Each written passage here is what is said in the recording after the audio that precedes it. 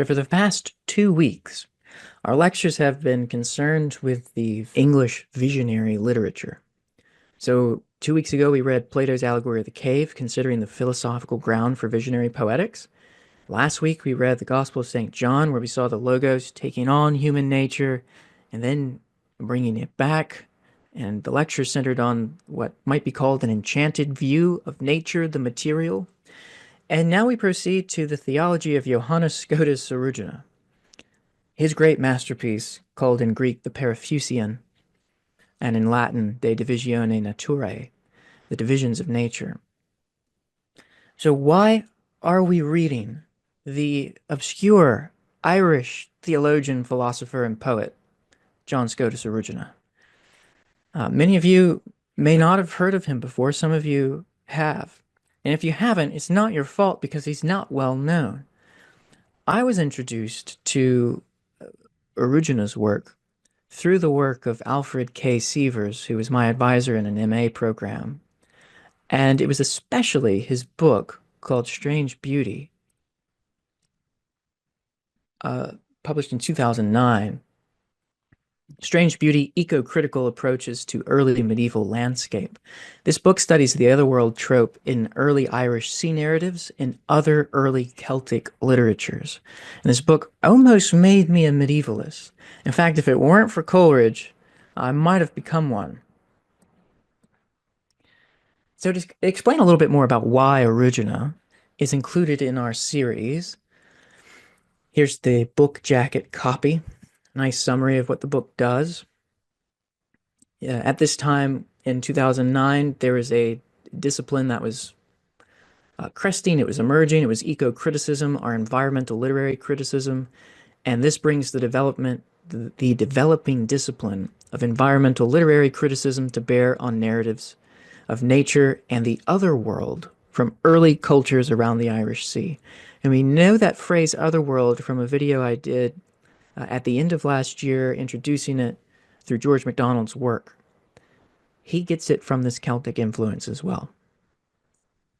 So let me explain a little bit about why Eriugena is included in our series by reading you from the conclusion of Sievers' book.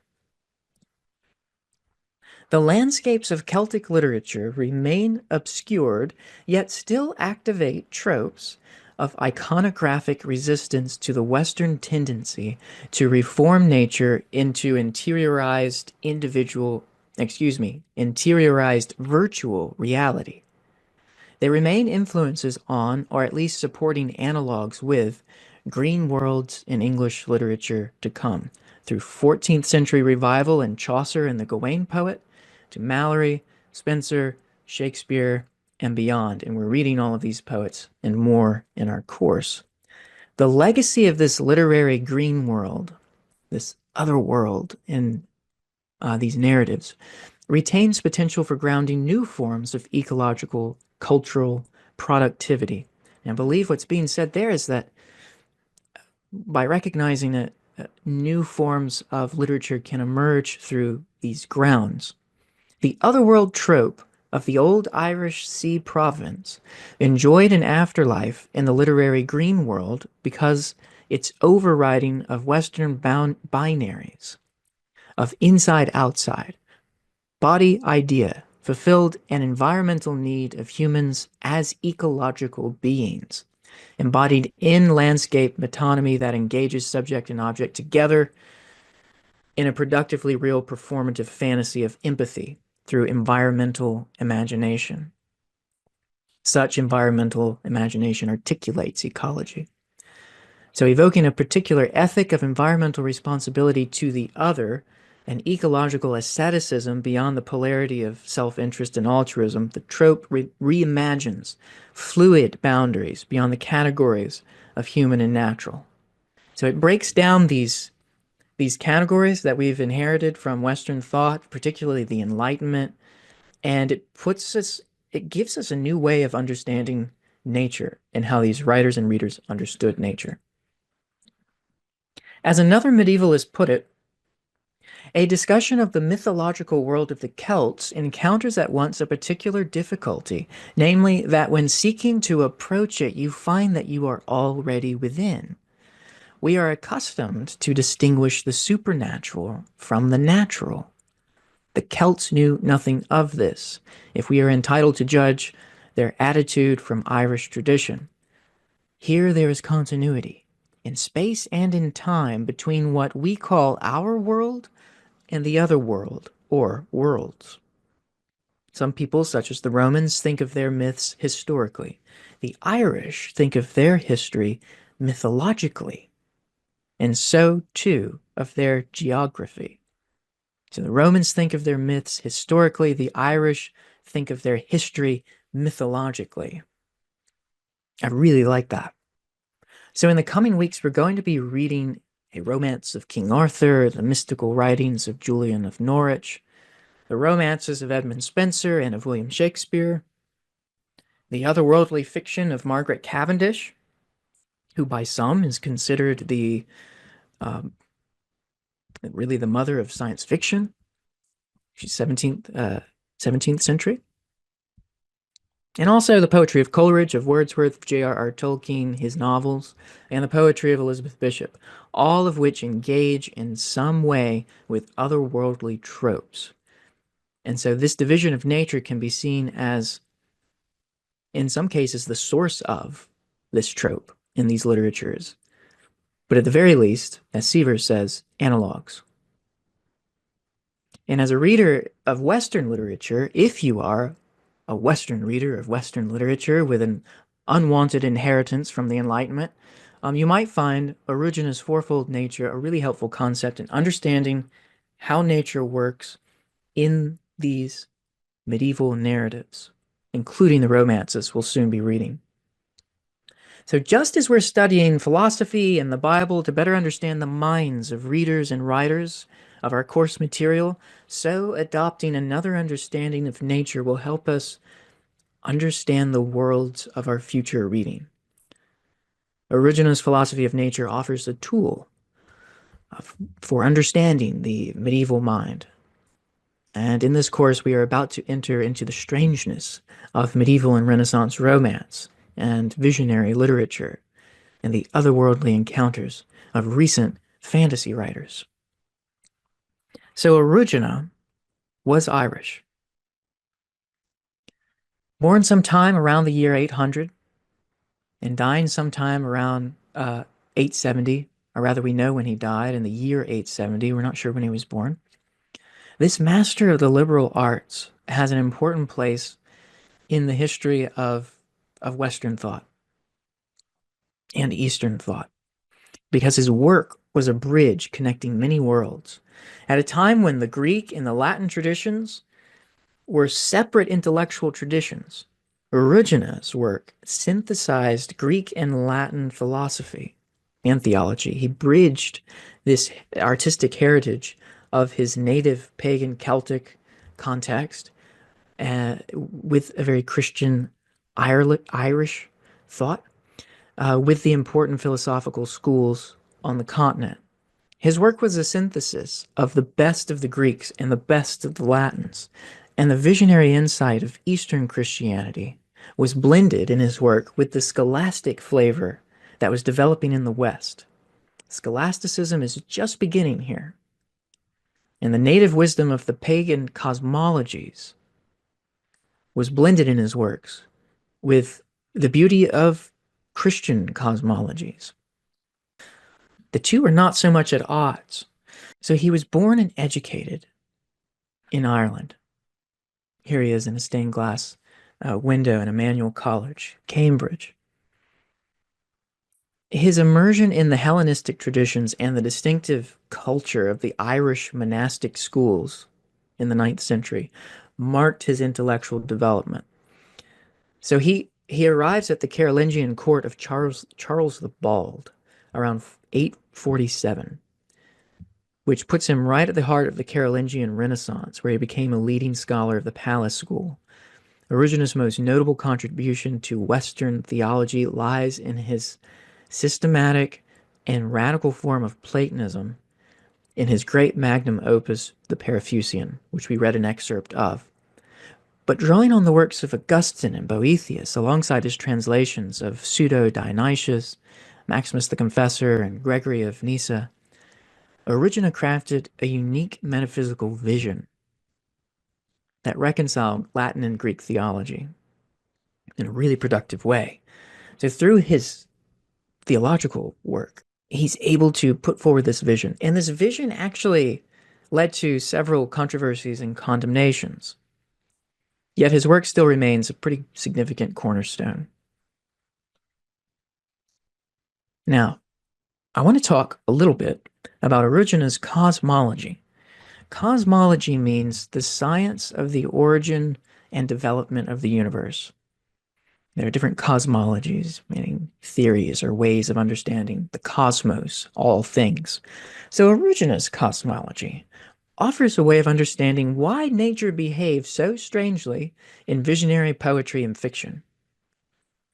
It offers us a way to understand nature that is uncommon for Western minds. And I say that as a Western mind. The Western mind often thinks in terms of binaries and contraries, of inside outside, humankind and nature, spiritual, material, body, and mind. But these categories will lead us astray in many of the medieval works we'll be reading soon. So, Eriugena defines nature as all things, for those that are and those that are not. The general name for all things, for those that are and those that are not. And he divides nature into four divisions. The first is that which creates and is not created. Hello, everyone. If you're enjoying this lecture and you'd like to join the live classrooms and the discussions, then you can sign up to study literature with me at Versed, an online community where readers study poetry and take classes together. It's inspired by the university lecture hall and discussion model, and this is where I host my live courses, my live lectures, book clubs, seminar discussions, and more, all with an open door policy. No pressure, no cold calls, and no snobbery. Just serious people who love literature in a friendly space. Every few months or so, we vote on our next courses and reading groups, so as a member, you can help us decide what we'll read next. And when you do join, you'll get access to the live discussions that are happening now, all the past courses, all the discussion rooms, the chat rooms, the special Q&A sessions that I sometimes host, and the office hours with me, where you can talk about your latest readings. You'll even find space to share some of your own poetry if you're a poet yourself, a place where you can workshop poetry with other poets who practice the craft. It's a great place to find community with other readers and other poets. So if you'd like to join us, check out the link below. And now, back to the lecture. Is that which creates and is not created, which is understood to be the cause of all things that are and are not. God who is. Next, the second division is that which is created and also creates, which is the primordial causes. The third is that which is created and does not create, which are those things that become manifest through coming into being in times and places. And the fourth, neither creates nor is created.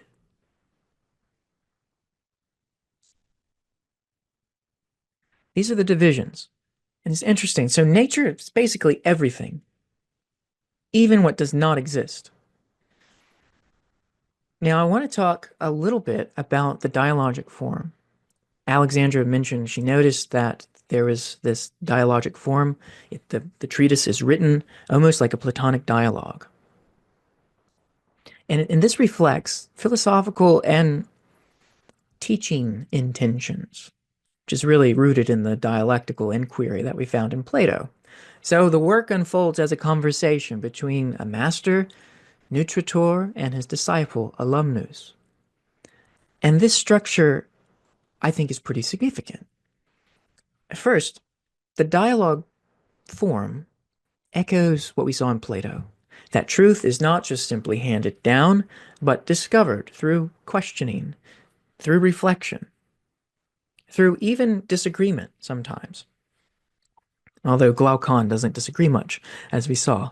But the dialogic interplay allows for the unfolding of complex ideas organically through the tension of questions and answers. And this enables Eriugena to present these perspectives to anticipate potential objections, but also mirrors his own trajectory So that leads us to another thing that the dialogue form does. It reflects his own metaphysical vision, where reality is is involving an interplay of opposites and movement from unity to multiplicity and then back to unity again. But just as the universe proceeds from and returns to God in a cyclical movement, the dialogue represents the process of the soul's ascent out of the cave from ignorance into knowledge, from the multiplicity of appearances and shadow to the unity of a divine truth, like the sun that we saw in Plato's cave. The third thing that this dialogic form does, and this is something really interesting, scholars speculate that maybe encoded into this dialogue is the trajectory of Eriugena's own intellectual development. Some speculate that alumnus represents a younger Eriugena, someone grounded in Latin theological traditions, but gradually awakened to the deeper insights of Greek thought. You'll see Nutritor bringing in the Greeks all the time, Pseudo-Dionysius, Maximus the Confessor, Gregory of Nyssa, and we saw that just in the short excerpt that we read for this course. But this allows Eriugena to stage the process of intellectual transformation, and it guides the reader along that same journey. Another really important thing that the dialogic form does, I'm doing everything in fours this week because of the four divisions, I guess, but the fourth and final thing is that this form lends flexibility and openness to Eriugena's speculative system. The conversation is not presented as static, not really a dogmatic treatise, but one in the process of becoming. It's almost in a way that because the divisions of nature almost mirror the give and take, the back and forth of a conversation, that the form itself is enacting that process, inviting inquiry and suggesting that wisdom is never really completed until perhaps it returns. So the question that came up in our conversations on Discord was whether or not Eriugena was a pantheist. And a pantheist is someone who believes that all things are God. Pan means all, theist, meaning concerning God. So all are God. Pantheism. The belief that nature is God. Usually what this means is that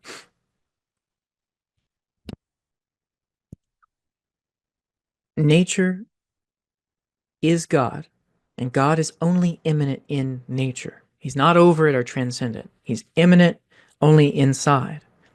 So immanent means within, transcendent means above all, means above, outside. So because his distinctions between God and creation are not sharply drawn, because they aren't, he was labeled as a pantheist by some. But I'll give you my opinion, and different people come to different conclusions about this. I do not think Eriugena's cosmology is pantheistic. I don't think he's a pantheist. Eriugena's divisions articulate a vision of creation that is inherently sacramental. Nature in its entirety. I see, Brian, you're getting there ahead of me. That's exactly where I'm going, actually. Panentheism, Brian says in the comments. Nature in its entirety is entirely a theophany, he says, a manifestation of the divine.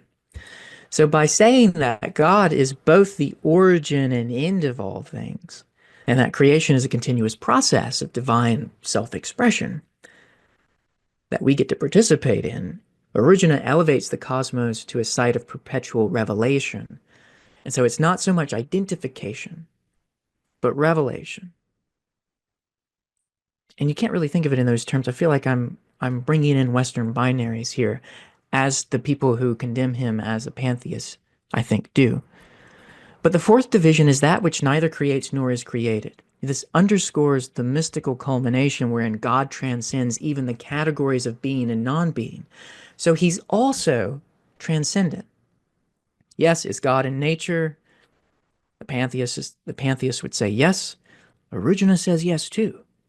But he's also not just immanent in nature, he's transcendent above all things. And that's where we get panentheism. So I think Eriugena's cosmology is more panentheistic. The belief that God is both immanent and transcendent, that the divine is present in nature and exists beyond nature. And I think that this more accurately describes the spiritual visions of the Romantics, who are often dismissed as pantheists. My PhD advisor, James Ingle, has written an article on the vision of nature presented in Coleridge's poem, The Lime Tree Bower My Prison. And I'll show you that reference in the works referenced slide at the end of this lecture. But Ingle says that the philosophy of nature found in Coleridge's poetry might better be defined as panentheism, inspired by George Berkeley, rather than pure pantheism. And I think this accounts for, Wordsworth's spirit that rolls through all things. Yes, it's immanent, absolutely. It's also transcendent. I'm not sure about Shelley's vision of nature. I think he actually might be a pantheist. But Coleridge and Wordsworth are more panentheists. So I think Eriugena's cosmology fits in really nicely into the panentheist framework because his vision dissolves the rigid dichotomy between creator and creation, suggesting that the divine presence is in all reality while also existing outside of it. And the human role for Eriugena becomes not just a witness to this divine order, but a participator, largely through intellectual inquiry. Philosophy and contemplation are the big things for Eriugena. This is how you participate in the divine energies. So this transformation redefines Christian salvation as not a passive reception of grace, but also an intellectual and spiritual ascent toward the divine through this process of what some early Christians called theosis, process of becoming one with God, but it also goes back to pre-Christian notions of the Neoplatonic journey of the soul's return to its source. So in sum, Eriugena's fourfold divisions serve as a literary scaffold in a theological vision where the cosmos is rendered as a dynamic interplay of divine self-manifestation and human participation. And it draws together ancient philosophy, some Celtic conceptions of nature, which include the pagan, and Christian revelation from the East and the West into this one synthesis, which is really amazing. I want to mention a little bit about the pagan context because we've discussed philosophy, we've discussed Christianity, but what about some of the native Celtic beliefs? Well, the early Irish pagan mythology, what exists that we can read, reveals a world that's animated by gods, fairies, and other kinds of nature spirits, heroic men and women. And these myths depict a cosmology where the natural and the supernatural coexist. There's this sacred landscape, rivers, hills, and forests, serving as sites of divine presence and like loci of some strange encounters. And the Celtic influence significantly shaped Irish Christianity, particularly through the integration of pre-Christian traditions into the Christian practices and texts. So in Ireland around this time, monastic literature was thriving. The monasteries were becoming centers of spiritual and intellectual life. They were fostering a study of the Bible and copying the Bible, Latin grammar, and also recording native stories. So this ecclesiastical environment, this church environment, nurtured the literature that included saints' lives, what's often called hagiography. Those are those stories about the saints performing magical deeds and sometimes tales of martyrdom. But also homilies or sermons In hymns and these texts often blend vernacular, that means native language, with Latin elements.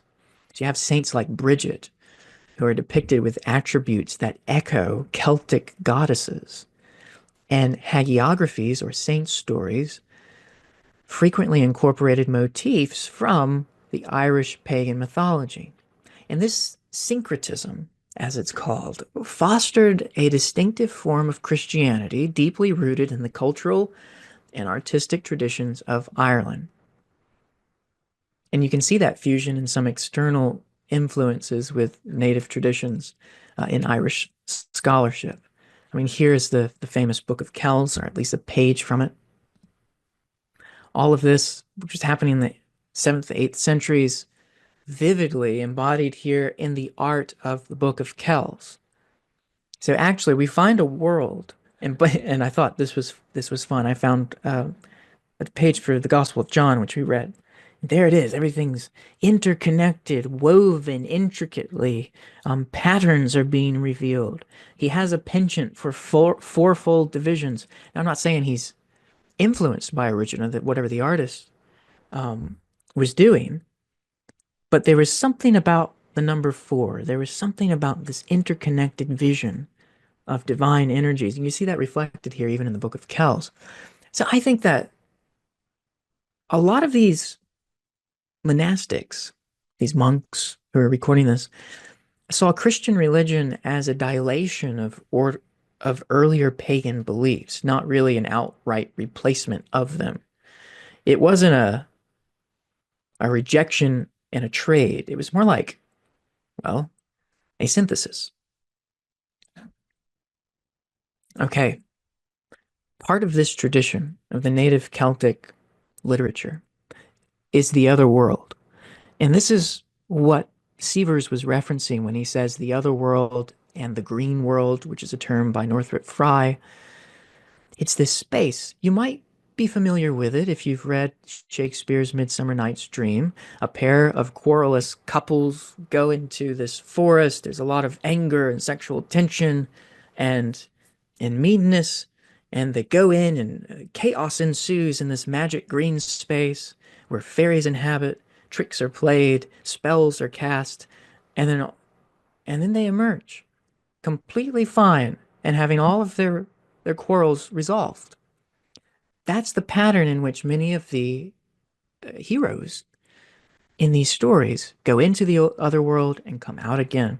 We see this in Shakespeare and Spenser, Margaret Cavendish, Tolkien, C.S. Lewis, Elizabeth Bishop, George MacDonald, so many others. So it's this alternate realm, this other world, into both the physical and the metaphysical landscapes of our own world. There's an early Irish myth called the wasting sickness of Cuchulainn, excuse me, wasting sickness of Cuchulainn. And in it, there's this other world, which is both enchanting and it's perilous. And the hero, Cuchulainn, is lured into this realm by a beautiful woman, really. The other world's female figures are sometimes sinister. You might think of Keats or of even George MacDonald, as we'll come to see. And the duality suggests that such experiences were interpreted as spiritual tests. So sometimes this other world was a ground of spiritual development. There's another story of the expedition of Conla. A woman from the other world tempts Conla to abandon his people and to join her in the Plain of Delights, which is this other world, this beautiful Irish Elysium that's free from sin and grief and hardship. And he eventually goes. And then he's never heard of again. He actually doesn't come back, which is remarkable about this tale, because usually all the heroes or heroines, they go into the other world and they come back. It's like that monomyth that we discovered in Joseph Campbell, where the hero goes out, he's tested, he or she goes into the underworld, finds the elixir, and then returns. But this one, he just doesn't ever come back, which is really interesting. So the boundary between the earthly realm and the other world was perceived not as a physical divide, but a matter of perception, sometimes, you might say. And the way nature played a crucial role in Celtic literature was by locating these sites of magic around deities or elements, like the sun or water, or sacred wells or sacred trees. There were rituals, there were festivals such as Samhain and Beltane, which marked the changing of the seasons. It's very rhythmic. And you notice the rhythms in Eriugena's cosmology, where it's this fourfold return, and you have the global rhythms of the four seasons of nature. And you can see how this is starting to really highlight how the human mind and imagination is really connected to the world, to time and cosmology. And now, while this mythology eventually syncretized with Christianity, it still endures in Irish literature. And you'll see this influence all the way up to William Butler Yeats and James Joyce. And it lives on in many of the otherworld tropes that we'll see in the course. Now, there's also the question of nature in Irish art. We saw in the Book of Kells how everything was really intricately designed into patterns, into micro patterns and macro patterns. Irish art often represents nature in this way through these pre-Christian motifs and Christian symbolism, and the integration of natural elements reflects a reverence for the natural world inherent in Celtic tradition and the adaptation of these motifs into the Christian context. So again, it's almost like it's a dilation, a widening of the circumference of knowledge. So manuscripts like the Book of Kells, the Book of Durrow, really show us this synthesis. The interlacing patterns, the spirals, the animal forms, all hallmarks of earlier Celtic art, reinterpreted to frame Christian iconography. So they embellish the manuscripts, but they also imbue them with a symbolic meaning. So it's through this art where we can see hints of this broader cosmology. And we wonder whether Eriugena wasn't just synthesizing Greek thought with Latin thought, but also some larger Celtic motifs with a broader Christian cosmology. So through Irish pagan myth, its Christian art, through the years has really shaped Irish literature. And I want to show you, if you want some further reading on this, we have Yeats, The Celtic Twilight, published in 1893. It's a collection of stories, but it's also, for Yeats, a very important means of accessing a deeper mystical layer of Irish identity. It preserved folklore and also this visionary knowledge. It's an interesting book because Yeats struggles with his own skepticism and the skepticism of his audience, to whom he's writing, regarding the supernatural elements of these tales. And he navigated this tension very cautiously by presenting the stories as genuine peasant beliefs while subtly implying their broader symbolic resonance. In Yeats, of course, he had a romantic sensibility, as you can tell by this photograph here, which is just lovely. He really would have enjoyed Instagram.